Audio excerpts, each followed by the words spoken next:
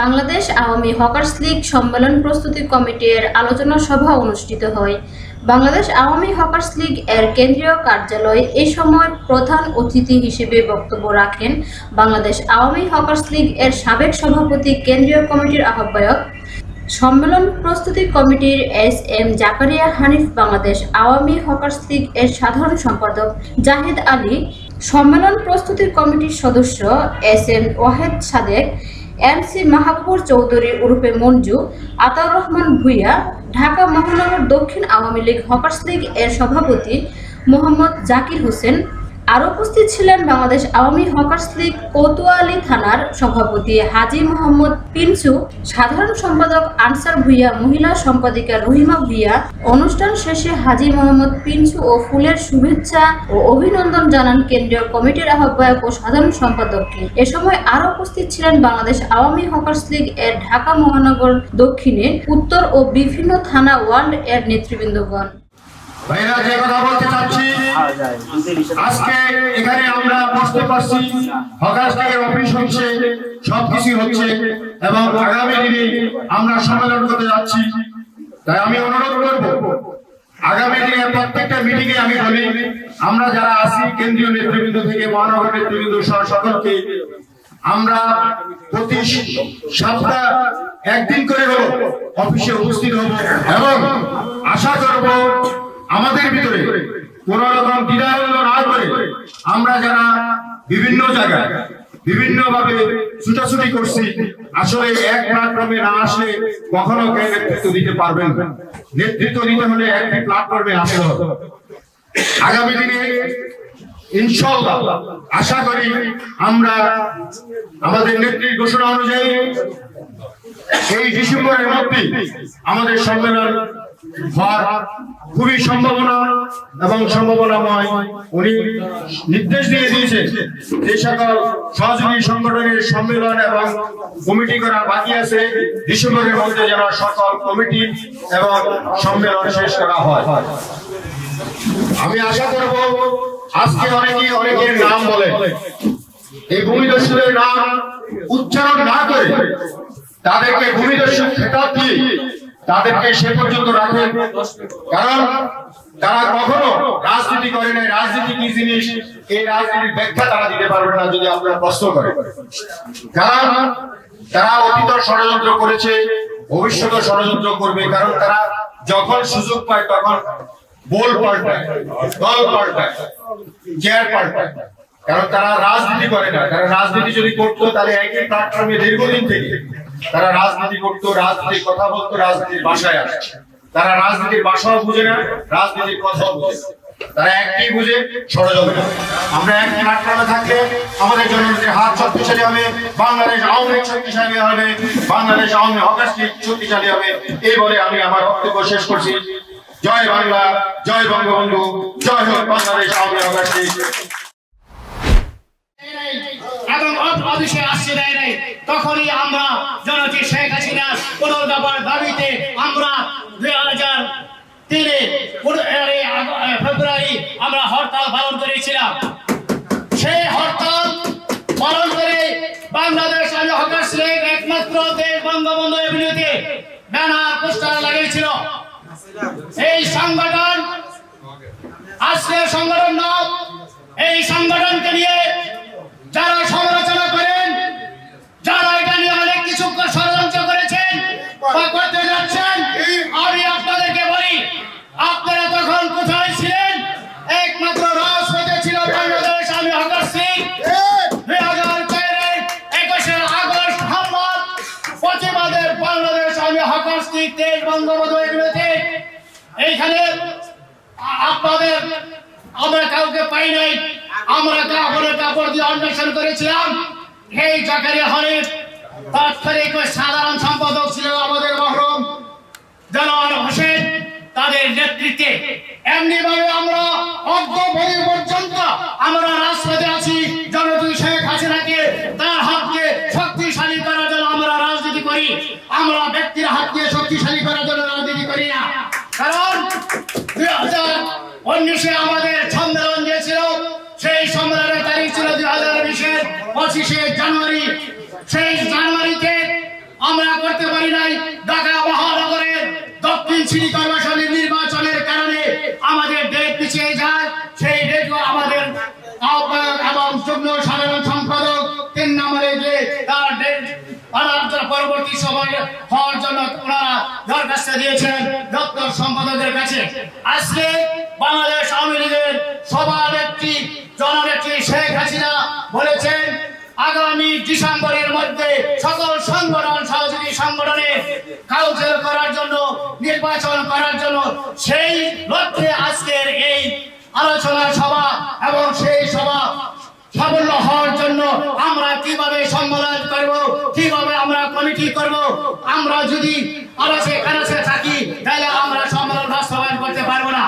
আপনারা যারা এদিক সেদিক আছেন আপনাদেরকে আমি অনুরোধ করি আপনারা সেখানে না থেকে আসুন, আমরা একই টেবিলে বসে আলোচনার মাধ্যমে আমরা সম্মেলন প্রস্তুতি কমিটি করি। সেই কমিটির মাধ্যমে আমরা আগামী দিন সম্মেলন করব। এই বলে আমার বক্তব্য শেষ করছি। জয় বাংলা, জয় বঙ্গবন্ধু। আসসালামু আলাইকুম, আল্লাহ হাফেজ। বাংলাদেশ আওয়ামী হকার্স লীগ, বাংলাদেশ আওয়ামী লীগ কেন্দ্রীয় কমিটির মাননীয় সভানেত্রী মাননীয় প্রধানমন্ত্রী জনতা শেখ হাসিনার দল আমি মনে করব। কারণ আওয়ামী লীগের দুর্দিনে বাংলাদেশ আওয়ামী হকার্স লীগ এমন কোন প্রোগ্রাম, এমন কোন আন্দোলন, এমন কোন সংগ্রাম আপনার করেনি, সেটা বাকি নেই। প্রত্যেকটা আন্দোলন সংগ্রামে আপনার ছাপিয়ে পড়েছে বাংলাদেশ আওয়ামী হকার্স লীগ কেন্দ্রীয় কমিটি আছে। বাংলাদেশ আওয়ামী হকার্স লীগ কেন্দ্রীয় কমিটি কোন থানা, কোন ওয়ার্ড আমরা কোন চাঁদাবাজি করে না, কোন চাঁদাবাজি করে নাই। সেটা যদি করে থাকে কে বা কারা করেছে তাদের শনাক্ত করেন, শনাক্ত করে তাদের ধরেন। আমরা চাইলে তাদের সহযোগিতা, আপনাদের সহযোগিতা করবো। সে আমাদের লোক নয়, সে অন্য ব্যানারের লোক। সময় থাকতে আসতে হবে, সময় থাকতে কাজ করতে হবে। বৃষ্টি আসতে আপনার সাঁতারটা আপনার ধরতে হবে, তা নাহলে ভিজে যাবেন, এটি আপনার জানতে হবে। যার জন্যে আমি বলবো যে খুব তাড়াতাড়ি, খুব দ্রুত আপনারা আসেন, এসে আমাদের হাত মিলান, মিলে আপনারা সকলে পত্রিকার সদস্য নির্বাচিত হওয়ার পরে আপনারা কাজ করেন। আমাদের এই সম্মেলন পত্রিকা অনেকটা কমিটি হবে, বিভিন্ন কমিটি বিভিন্নভাবে আপনারা বিভিন্নভাবে দায়িত্ব নেন, নিয়ে কিভাবে মাননীয় প্রধানমন্ত্রীর হাতকে শক্তিশালী করা যায়, আওয়ামী লীগের হাতকে শক্তিশালী করা যায়। বাংলাদেশ আওয়ামী হকার্স লীগ এমন একটা সম্মেলন করে দেখান যে বাংলাদেশ আওয়ামী হকার্স লীগ মাননীয় প্রধানমন্ত্রী জননেত্রী শেখ হাসিনা গ্যাজেট আকারে তাদের গঠনতন্ত্র ঢুকিয়ে নেয়, সেইভাবে আমাদের দেখাতে হবে। আন্দোলন সংগ্রাম যেভাবে করেছি মাননীয় প্রধানমন্ত্রী জানে, আমাদের অনেক এখানে আপনার ঘটনা, আপনার অনেক কিছু এখানে আমাদের নিয়ে আসে, মাননীয় প্রধানমন্ত্রী জানেন। তাই আশা করি আসেন, কাঁধে কাঁধ মিলিয়ে আমরা কাজ করি। বাংলাদেশ আওয়ামী হকার্স লীগের বেদামে ভুলে গিয়ে ভাই আমার এই বলে আজকে আমার বক্তব্য এখানে শেষ করছি। জয় বাংলা, জয় বঙ্গবন্ধু, বাংলাদেশ চিরদিন হোক। সংগঠনকে এগিয়ে নেওয়ার লক্ষ্যে দীর্ঘ 20 বছর যাবৎ অর্থ এবং শ্রম দিয়ে যাচ্ছেন। আজকে সফলতার দ্বারপ্রান্তে আমরা উপস্থিত। আমাদের সংগঠনকে সফল করার লক্ষ্যে, এই সম্মেলনকে বাস্তব রূপ দেওয়ার লক্ষ্যে আজকে এখানে আমরা সবাই উপস্থিত। আমাদের এই সম্মেলনকে আমরা যেন একটা সফল সংগঠন হিসাবে সফল সম্মেলন করতে পারি, এই জন্য আমি মহানগরের সকল ভাইদেরকে এবং কেন্দ্রীয় সকল নেতৃবৃন্দকে উদাত্ত আহ্বান জানাবো। পাশাপাশি আমি আরো একটি কথা আপনাদের নিকট রাখতে চাই, সেটা হলো যে আমাদের এই অফিসটা আমাদের সকলের, বিশেষ করে আমরা কেন্দ্রীয় নেতৃবৃন্দ যারা আছি, যেটা আমার ভাই কিছুক্ষণ আগে বললো যে আসলে দেখেন এই অফিসটাকে চালানোর জন্য কিছু চালিকা শক্তি প্রয়োজন, যেটা আপনারা সবাই বুঝেন। এখানে অনেক নেতৃবৃন্দ আছেন, খোলামেলা নাই বললাম, আমরা যারা কেন্দ্রীয় নেতৃবৃন্দ আছি একজনের দিকে বা দু চারজনের দিকে তাকিয়ে না থেকে আমরা সবাই সমিলভাবে চেষ্টা করবো আমরা যারা কেন্দ্রীয় নেতৃবৃন্দ আছি অফিসের যাবতীয় প্রয়োজন মেটানোর জন্য। সাবেক সাধারণ সম্পাদক ও প্রস্তুতিমূলক কমিটির যুগ্ম আহ্বায়ক, আমার শ্রদ্ধেয় প্রিয় নেতা এবং জায়গা ইউনিয়ন আওয়ামী লীগের বিপ্লবী সভাপতি, জনপ্রিয় জননেতা, জনগণের জননেতা জনাব আলহাজ মোহাম্মদ জাহেদ আলী সাহেব, মঞ্চে উপবিষ্ট আছেন আমাদের নারায়ণগঞ্জ জেলার এককালের তুকুর ছাত্র নেতা এবং আমার প্রিয় নেতা, আমার রাজপথের লড়াকু সৈনিক এবং আমার সহযোগিতা, আমার বন্ধু, বাংলাদেশ আওয়ামী হকার্স লীগের কেন্দ্রীয় কমিটির সাবেক যুগ্ম আহ্বায়ক ও আহ্বায়ক কমিটির প্রস্তুতি সভার সদস্য আমার প্রিয় বন্ধু জনাব কামাল হোসেন এবং মঞ্চে উপস্থিত আছেন প্রস্তুতি আহ্বায়ক কমিটির অন্যতম নেতা জনাব সাদেক ভাই, প্রস্তুতি কমিটির অন্যতম নেতা সাত্তার ভাই এবং আমার আতাউল ভাই, মঞ্জু ভাই এবং আরো কেন্দ্রীয় কমিটির বিভিন্ন নেতৃবৃন্দ এবং ইউনুস ভাই, রুবেল ভাই সহ সকল নেতৃবৃন্দ, কেন্দ্রীয় কমিটি ঢাকা মহানগর দক্ষিণের সভাপতি জাকির ভাই এবং সাধারণ সম্পাদক আনোয়ার ভাই সহ ঢাকা মহানগর উত্তর দক্ষিণের নেতৃবৃন্দ এবং সকল প্রিয় ভাই ও বোনদেরকে জানাই আগামী সম্মেলনের প্রস্তুতির কমিটি এবং সম্মেলন সফল করার লক্ষ্যে সম্মেলনের সফলতার সবাইকে জানাই সংগ্রামী সালাম এবং অভিনন্দন ও শুভেচ্ছা। এই বাংলাদেশ আওয়ামী হকার্স লীগের ইতিহাস ঐতিহ্য অনেক দীর্ঘ। এই ইতিহাসের পিছনে যদি আমরা তাকাই, আমরা দেখব নেত্রীর মুক্তি আন্দোলন থেকে শুরু করে বাংলাদেশের সমস্ত গণতান্ত্রিক আন্দোলনে আমাদের বিশাল ভূমিকা ছিল, যার জন্যই আমাদের নেত্রী আমাদের সম্মানিত সভাপতিকে ডেকে একটি সম্মেলন আহ্বান করেছেন, যে সম্মেলনের মাধ্যমে নেত্রী আমাদেরকে একটি সহযোগী সংগঠনের স্বীকৃতি দিয়ে আমাদেরকে সম্মানিত করতে চাচ্ছেন। তার জন্য আমরা দেশরত্ন শেখ হাসিনাকে আবারও অভিনন্দন এবং শুভেচ্ছা জানাই। প্রিয় নেতৃবৃন্দ, হাতে হাতে পা পা করে আজ 21 বছর থেকে 22 বছরে পদার্পণ করেছি। এই 22 বছর ইতিহাসে আমরা অনেক আন্দোলন সংগ্রামের মাধ্যমে বাংলাদেশ আওয়ামী লীগকে ক্ষমতায় অধিষ্ঠিত করার জন্য বারবার আমরা বিভিন্ন আন্দোলন সংগ্রাম করে আজ আমরা ক্ষমতায় অধিষ্ঠিত হয়ে এদেশের নেতৃত্ব দানকারী একটি শক্তিশালী সংগঠনে রূপান্তরিত হয়েছে। এই বলে আমি আমার সংক্ষিপ্ত বক্তব্য শেষ করছি। জয় বাংলা, জয় বঙ্গবন্ধু, বাংলাদেশ। কিছুদিন আগে যে এই পেপার পত্রিকার মধ্যে বিভিন্ন চাঁদাবাজির কথা উঠেছে, এটা দুঃখজনক। কারণ বাংলাদেশ আওয়ামী হকার্স লীগ কোনো চাঁদাবাজি করে না, কোন স্পট থেকে কোনো চাঁদা তুলে না। আমরা এরকম একটা সংগঠন, আমরা চাই হকার্সদেরকে সহযোগিতা করার জন্য, তাদের প্রত্যেকটা আন্দোলন সংগ্রামে তাদের সাথে আমরা একত্রতা প্রকাশ করিয়া তাদের সুযোগ সুবিধা দেওয়ার জন্য আমরা সর্বসময় কাজ করে যাচ্ছি। তাই আজকে যারা এই কুৎসা রটনা করছেন তারা আর কেউই না, তারা আমাদের প্রতিপক্ষ। তারা চায় না বাংলাদেশ আওয়ামী হকার্স লীগের আগামী সম্মেলন হোক। তারাই এইসব কুচক্র মহল আমাদেরকে বঞ্চিত করার জন্য, আমাদেরকে লাঞ্ছিত করার জন্য এইসব অপবাদ্য বিরাজ করছে এবং এগুলি দিচ্ছে। এই জন্য আমি এই অপবাদকারীদেরকে তীব্র নিন্দা ও ধিক্কার জানাই।